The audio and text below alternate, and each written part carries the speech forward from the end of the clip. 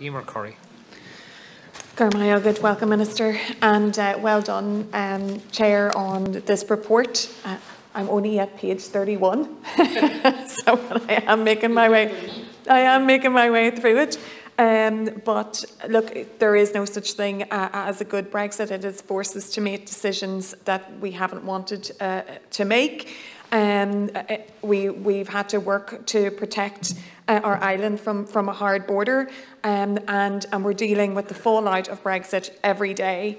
So, you know, the issues with Brexit aren't going away. But what strikes me about your report is the hunger, and I say this with my own experience as well, and on our committee, the Good Friday Agreement Implementation Committee, there's a huge amount of hunger from civic, community groups, voluntary groups, business groups to engage, because they recognise the challenges.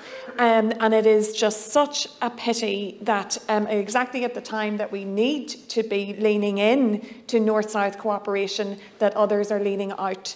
And it makes me focus on parts of the Good Friday Agreement that haven't been implemented. And I'm talking about the North-South Consultative Forum. And I think if we had the North-South Consultative Forum, we would be in a much better position in terms of dealing with the resilience and the communication, the connections, in order to be coming up with practical solutions, and also to get a sense of what is happening on the ground, instead of the political narrative that is constantly pushed. Because we do have the dual market access is a major opportunity for the North. And it's an opportunity for people to move away from identity politics and towards prosperity politics, which is exactly what the region needs. So, you know, I suppose a question to the Minister is, what do you think about the North-South Consultative Forum? Yes, I know that North-South cooperation is very difficult at the moment, but what can we do to bring the people together that need to be brought together? And I also say that in the context of West East relations. We're all saying that we need more connections, and I'm proud to say in BIPA that I'm chair of the Sovereign Aid Committee, and we're working on a report about strengthening the British-Irish relationship, or consolidating it. But I'd welcome your views on North-South Consultative Forum. And that does impact things like tourism, Waterways Ireland, and our all-island economy. And the rules of origin are just so important.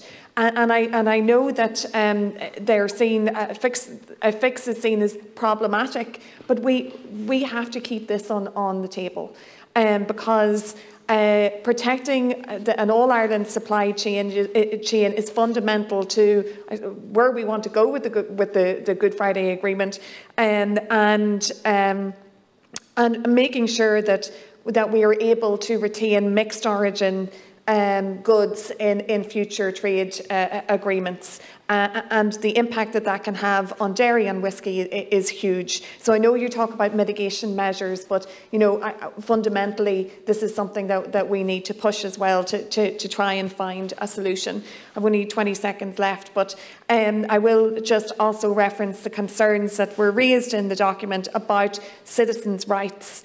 And how the Northern Ireland Assembly Committee for the Executive Office was concerned about the decision of the UK not to incorporate the EU Charter of Fundamental Rights into domestic law, and that the UK government is undertaking a review of the Human Rights Act, and that is something too that we have to keep an eye on. And I say that knowing that at the moment there are proposals on the table as well in relation to legacy, that for us completely undermine international law and the European Convention on Human Rights. And I just think citizens' rights are something that we again need to be very wary of. So thank you very much.